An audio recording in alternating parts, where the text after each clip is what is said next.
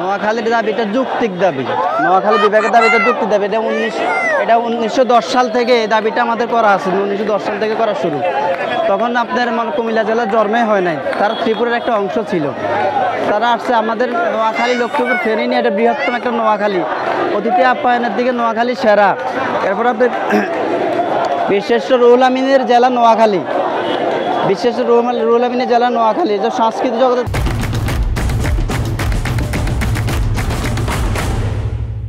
জগতে তাকান, এটি শামসুজ্জামানের জেলা নোয়াখালী। আমরা চাচ্ছি যে নোয়াখালী বিষয় বিভাগ দাবিতে এদের সাথে একমত পোষণ করতে আসছিলাম বাচ্চাদেরকে নিয়ে। আমার কথাগুলো লাইনে বলতে দেন। ধরেন সারা বাংলাদেশে এখন দুটা নিয়ে কথা চলতেছে, এক কুমিল্লা এক নোয়াখালী, আর কোনো নিয়ে কথা চলেন না। নির্বাচন নিয়েও কথা চলতেছে কিনা জানি না, কিন্তু আপনারা ভালো করে জানেন নির্বাচনকে নিয়ে কথা চলতেছে শুধু দুটা। সারা বৃহত্তর বাংলাদেশের মধ্যে শুধু একটা জেলায় আমাদেরকে বিবেক চায় না, আর সবাই আমাদেরকে বিবেক চাইতেছে।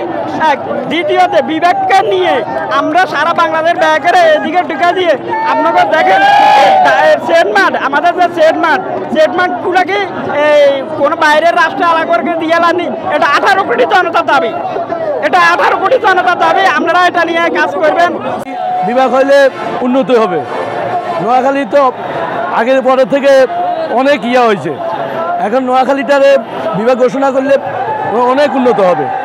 কথা বুঝছি, আমরা নোয়াখালী বিভাগ চাই, এক দাবি নোয়াখালী বিভাগ চাই। হলো আমাদের বৃহত্তর নোয়াখালী ঐতিহ্যবাহী 300 বছরের পুরাতন এলাকা, এবং কি আমাদের বীরশ্রেষ্ঠ রুহুল আমিন এলাকা, ভাষা সৈনিকের এলাকা, জহির আইনের এলাকা।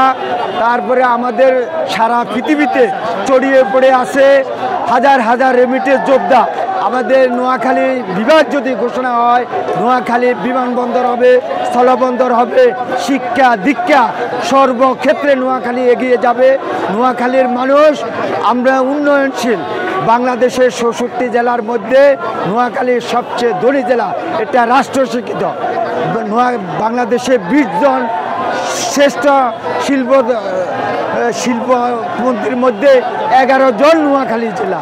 আমি বৃহত্তর নোয়াখালী জেলার সকল স্বেচ্ছাসেবী সংগঠনের পক্ষ থেকে, আমার রেনেসাঁ সামাজিক সংগঠনের পক্ষ থেকে, আমি একজন প্রতিষ্ঠাতার সাধারণ সম্পাদক হিসেবে নোয়াখালীর দফা 1 দাবি 1 নোয়াখালীর সর্বস্তরের জনগণের পক্ষ থেকে আমরা বিভাগ চাই। এ পর্যন্ত এখন 2025 সালে নোয়াখালী যে পর্যায়ে গেছে, এখন 64টি জেলার ভিতরে আমাদের নোয়াখালী দ্বিতীয় স্থানে আছে ধনীর দিক দিয়া।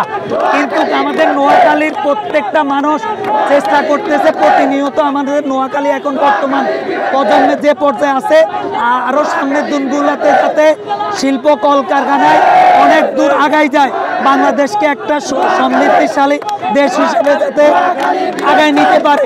নোয়াখালীর দাবিতে আমরা বিভাগের দাবিতে বাস্তবায়ন করতে পারলে আমাদের রেমিটেন্স যোদ্ধারা যারা আন্দোলন করতেছে, যারা ইনকাম করতেছে, ডলার ইনকাম করতেছে, এখন যে পর্যায়ে আছে এর চাইতে আরো ভালো পর্যায়ে যাবে। যে পর্যায়ে উন্নয়ন আছে আরো ভালো পর্যায়ে যাবে আমাদের নোয়াখালী। আমরা শুধু আমাদের নোয়াখালী লক্ষ্মীপুর ফেনী আমরা বিভাগ দাবি করতেছি।